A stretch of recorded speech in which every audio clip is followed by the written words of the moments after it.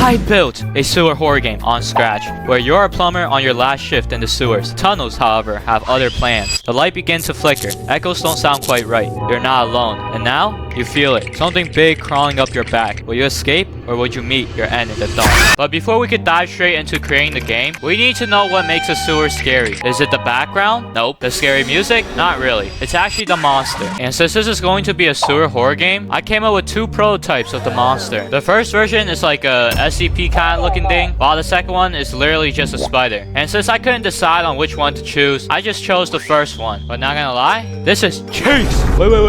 I think adding a creepy smile might fix it. Okay, never mind. Let's move on to the second option. But now that Scratch Cat's back, we need to give him a spookier color. So we're gonna color him a little bit more brown and give him some more vicious eyes. My idea for the design of the monster is to make him match his environment as much as possible, so it would make him seem more terrifying in the sewers. But before we do that, we need to make him have more eyes, because I'm pretty sure spiders have more than 2 eyes. Okay, there we go. I'm not sure how many eyes this is, but this practically works. But after a couple minutes of drawing, I gave him a spiky mustache and a couple more legs. But not gonna lie, if I saw this while I was in the sewer, I would definitely run for my life, bro. But unfortunately, after we spent so much time putting his body together, we're gonna have to cut him up into pieces so we can rig his body. And would you look at that, we now have every single part of the spider all nicely organized. Oh, and by the way, this definitely didn't hurt the spider at all, guys, so don't try to feel bad for him. But now it's time to animate the spider. And I didn't want him to just look creepy enough. I wanted to max out on creepiness. So my idea is to make his eyes move. Not just one, but all of them. Alright, let's test this out real quick. As we can see, it's not really moving right now. We press this block. Oh yes, look at that. It's going crazy right now. Yo, this is actually horrifying, I can't lie. But after a little bit of animating, I finished off the rest of the monster, and I can't lie, this has to be the creepiest spider I've seen in my life, bro. But now that we got the spider done, we need to actually make the game start. And what better way to make a game start than a chilling storyline? So I decided to come up with a 30-second quick but chilling story. It goes something like this. It's almost dusk. The sky dims as you start your last shift for the day, clearing out the sewers. But before you start, you realize your flashlight is low on battery, so you head into your company truck before you get started. As you enter, you take a look at today's agenda and plug your helmet into the charger port. The bell dings, signaling the end of charging. It's time to get your hands dirty. You go back out towards the sewers, but before you get in, you sense a cold chill. It's weird. You never felt anything like it, but eventually you dug it out and enter. Inside, you crawl through a tight pipe leading to an opening, and once you get through, the chill increases. Suddenly,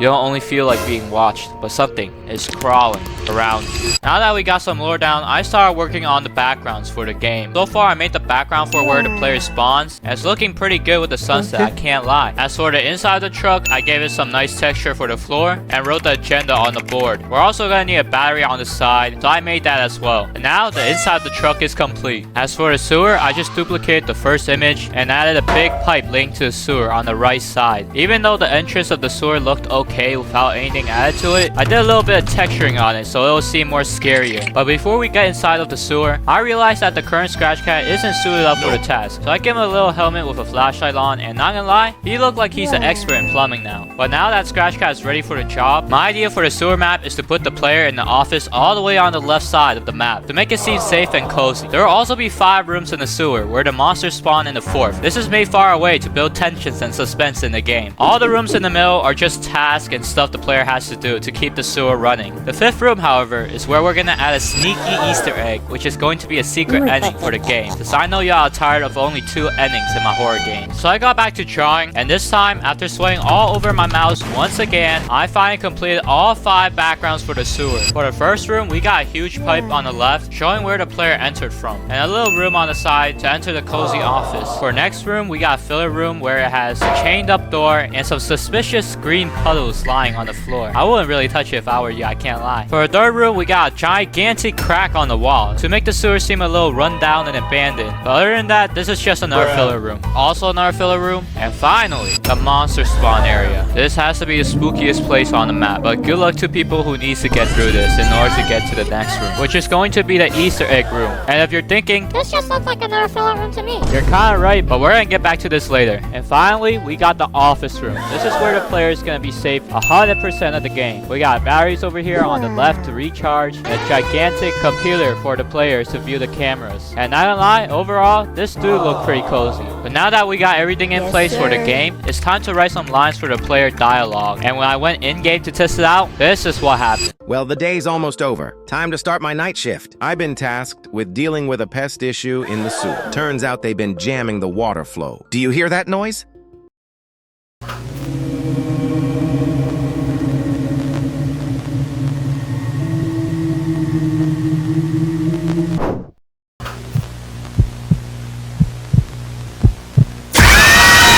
But now that we finished the storyline for the game, I came up with 3 different types of tasks the player has to do in order to get the true ending. For the first task, obviously, you have to survive up to 6 AM. But in order to make stuff easier for the player, we're gonna give him a computer that has access to cameras. My idea for this is to give the player an insight on where the monster is. So even though there are 6 backgrounds in the game, the player will only be able to access 3 in order to balance the gameplay. But after a while of coding, we head into this computer over here. We can see the cameras and all the 3 different views inside the sewer. But if you had a good eye and look closely, you might wonder what's this on the top left of my screen. Well, that's gonna be the next task of the game, which is going to be the valve. To get things started, I started with a quick drawing of the valve, and I can't lie, this doesn't look that bad. Next, I had to scatter them all across the map in various places that's difficult to reach. My idea for this is to get the player to come out the office in order to fix the pipes. Because what's so fun about staying in your office all the time and watching the cameras, you know? Also, the third valve is all the way at the end, past the monster area, so, you know, good luck on going there. And after a little bit of minor coding, I went in game to test it out, and it's not that bad, I can't lie.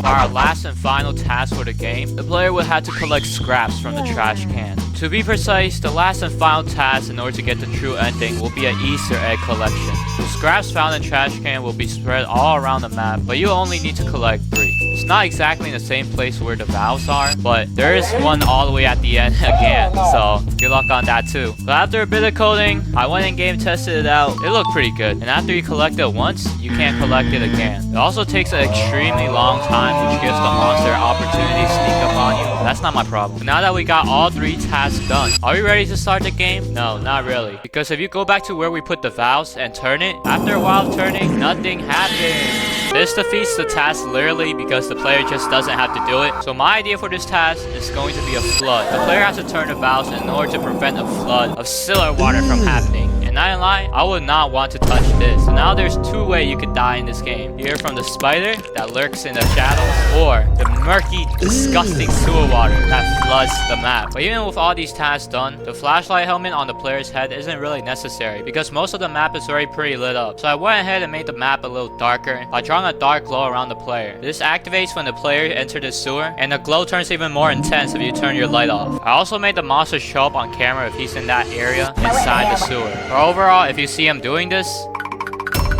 then you know not to go outside. Now the final thing to add to this horror game would be a jump scare, because what's a horror game without a jump scare? This will be our last and final touch to our sewer horror game, and we'll start by making the first 5 frames. These frames will usually be slow, but then gradually speed up in the next 2 to 1 frame. And after a while of coding this, I tested it out in the game, and this actually looked pretty horrifying. But because I'm a perfectionist, I don't like horror games without sound, because that's basically most of the horror. I went online to go and search for some background music and some sound effects for my horror game, and I found some pretty good ones, I can't lie. First up, I found this nice little sound for the valve, and yet another metal sound for the dumpster. I don't know why there's like scarecrows in the background, but it's alright. Next up, we got the default catwalk sound, the battery charging sound, and then the door sound when the player enters a room. For our last one, we got the jump scare. Now that we got all the sounds done, let's go ahead and start the game. Well, the day's almost over. Time to start my night shift. I've been tasked with dealing with pest issues in the sewers. Ugh. Turns out they've been jamming the water flow. But before I get started, I should probably recharge my helmet. Yes, sir. Let's go. Oh, let's go charge it up. View today's agenda. That should do it. Now it's time to get back. Now it's time to get my hands dirty. Oh yeah, let's go. Perfect. Let's go dumpster diving. Enter the control room. Alright, let's check the camera. Where is he? Where is he? Let's charge. Oh, we're already fully charged. Oh, look, he's right there. What was that? What was that, guys?